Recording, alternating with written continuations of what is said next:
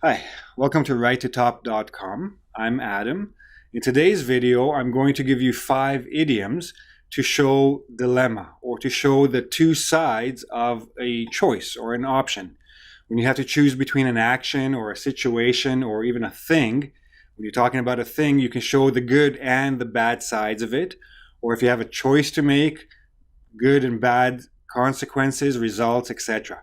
So these idioms are very useful, especially for those of you who will be taking a language test, IELTS, TOEFL, CAE, whatever, and you need to write an essay about agree or disagree topics or show the advantages and disadvantages of something.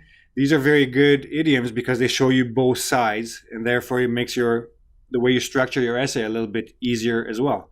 Plus, idioms are very important for getting a high score on these tests.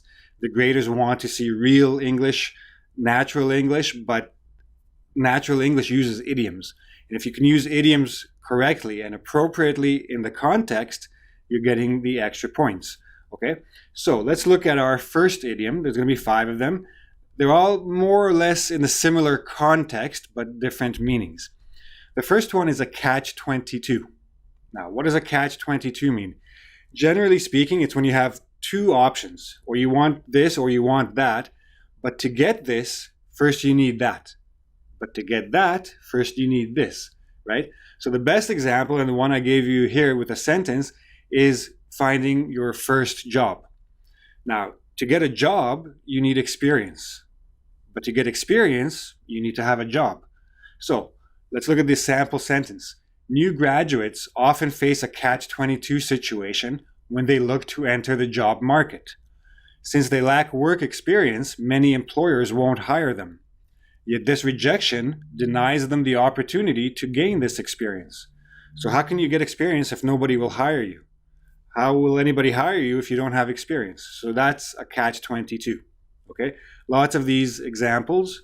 You can use this in your essays easily. 2. A double-edged sword. Now, a sword, of course, has 2 edges. It cuts this way, it cuts this way. But basically, a double-edged sword means a situation or a thing that has both a positive and a negative side to it. So look at the example. Communicating via the internet has become a double-edged sword. So we're talking about communicating through the internet. Good, bad.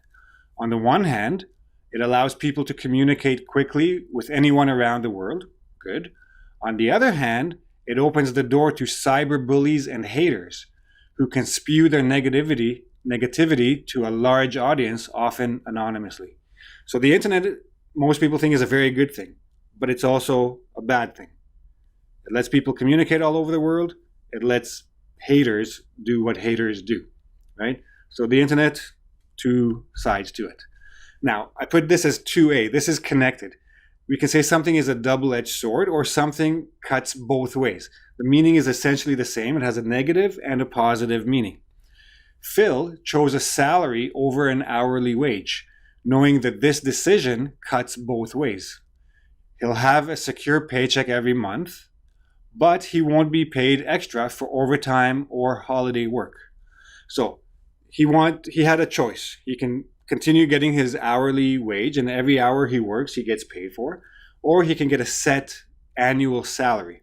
Now, the good thing about the salary, every month he knows exactly what kind of paycheck he's getting. He can make a budget. What's bad is that if he has to work overtime or if he's asked to come in on holidays, he doesn't get paid extra for those hours because he gets a salary. The salary doesn't change. If he was on hourly wages, he works overtime, he gets more money. But then during the slow period, when there are fewer hours to work, he gets less money. So it cuts both ways. Now, notice that in both examples, for this one and double-edged sword, you have to show me that contrasting link. In the double-edged sword example, I had on the one hand, on the other hand, to show the contrast. Here I have but, right? So if you have but, you're showing that you're going to show the contrast of whatever came first. If you gave the positive first, but the negative. If you gave the negative first, but the positive. Make sure you show both sides. Now, this is the problem. This is the danger with using idioms.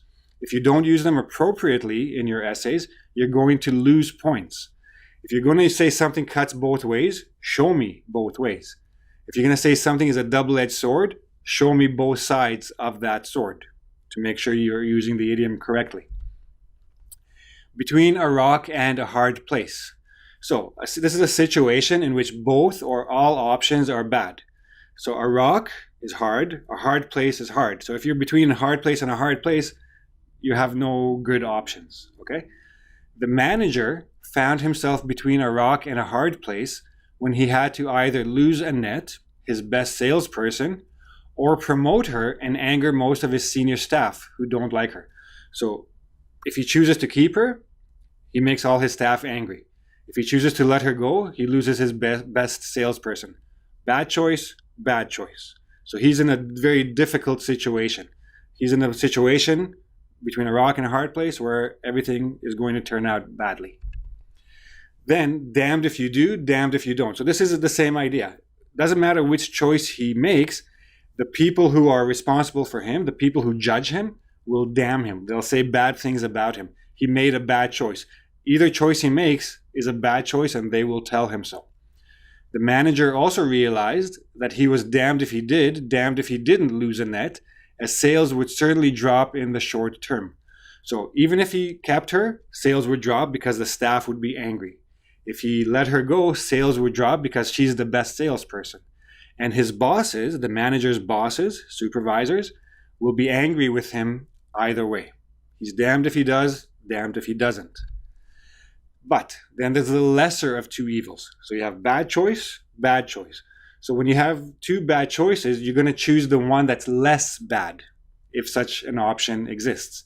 I'm using the same scenario here. So he finally, this is he, the manager, finally decided that letting Annette go would be the lesser of the two evils, as an angry staff is a less productive staff, and one person, no matter how good, can eventually be replaced. So he decided, okay, bad situation, but this one is less bad because either way I'm losing money, or the company is losing money, but she can eventually be replaced. I'll find another good salesperson. But if I have the whole staff angry, productivity goes down. Now the key here, when you're explaining the lesser of two evils, make sure you're explaining why it's the lesser of two. Don't just say he chose this because it's the lesser of the two evils. What made it lesser? What made it less bad than the other option? If you don't explain that, then you really haven't used the idiom correctly. Okay? So there you have the 5 idioms. The key is, again, make sure that you're using them in the right context. If you need to show both sides, like double-edged sword cuts both ways, etc., make sure that you show both sides. The catch-22, make sure that it's very obvious that the two options are conflicting, and show how they are conflicting. And damned if you do, damned if you don't. Again, that should be pretty obvious and self-explanatory, but make sure you explain why the lesser evil is the lesser evil. Now, if you have any questions about any of these idioms, please come to my Facebook page or Twitter or Instagram, or go to my website, writetotop.com, ask your questions. Of course, you can ask them below here at YouTube. If you like this video, please subscribe to my YouTube channel. There'll be plenty more videos to come. And if you liked it, please give me a thumbs up. And I'll see you again very soon. Bye-bye.